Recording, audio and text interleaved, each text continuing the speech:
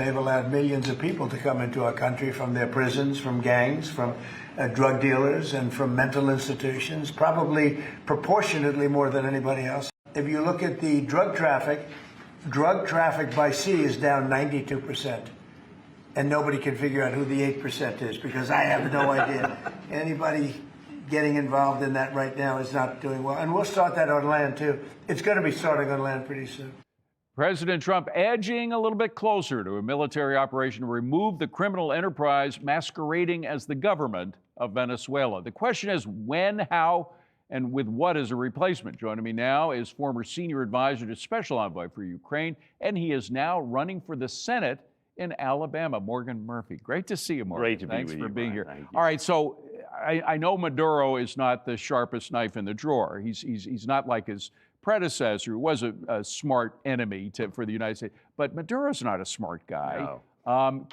You don't have to be that smart, though, to realize that Trump isn't playing around.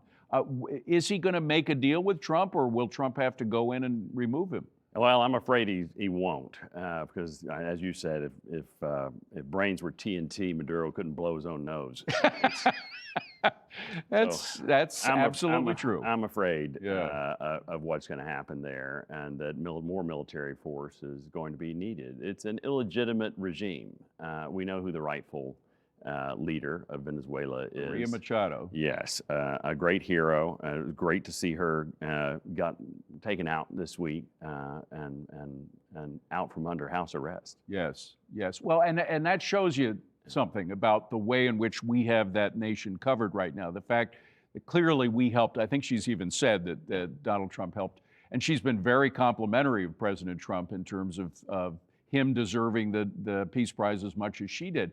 But how would you go in there and replace Maduro with her? Would you have to have a snap election, assuming that he leaves, first of all? Yeah. Would you have to have a snap election, or exactly what would be the mechanics? Well, there are so many variables there. It's impossible to predict. But what a remarkable achievement getting her out, and her words backing up President Trump saying that there are so many foreign terrorists in Venezuela.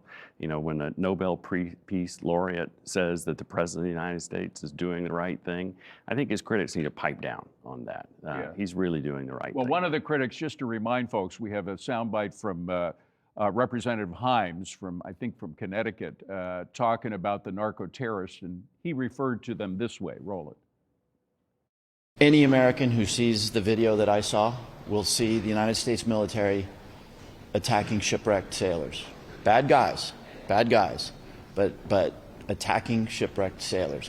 Shipwrecked sailors is not the right term to use for narco-terrorists. However, I got to say one thing. Operation Just Cause, which is what we used in 1990 to get rid of Noriega in Panama. He was the president of Panama. He was also a narco-terrorist.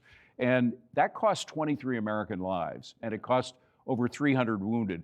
Do you think Americans are ready for an operation like that? Well, I think, America first also means the Americas first. This is our backyard. China is trying to do to us what the U.S. has in its allies in the Pacific, right? We've got Korea, we have Japan, we have very close allies there. They'd like to see that in our own hemisphere, and they're meddling around there. Russia's meddling around in Venezuela, Iran is, Hezbollah is. It's worth the sacrifice. And I'm a Navy captain. I've presented 266 American flags across a tombstone, thanking brothers, mothers, sisters, fathers for their loved ones' loyal and faithful service. So I take that very, very seriously. But here in our backyard, we've got hundreds of thousands of Americans dying from the drugs. And it's the most corrupt nation in our hemisphere. Well, you've only got 30 seconds to say this, but you're running for the Senate. As a senator, how would you convince your constituents that it would be worth going in there to get Maduro out? Well, everybody in Alabama knows someone whose life has been robbed, snuffed out by this drug epidemic.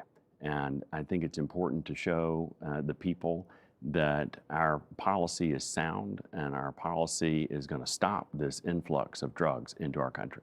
And you would be replacing quite an individual. Well, no one can replace Tommy Tuberville. But is the coach going to win the governorship? he's going to shellac his competition. I'm predicting 65 points. Oh, that's good to hear. Well, Tuberville. congratulations on your Senate race. I hope you do well, and I hope you stay safe on the campaign trail. Thanks for being here. Morgan Merry Murphy. Christmas.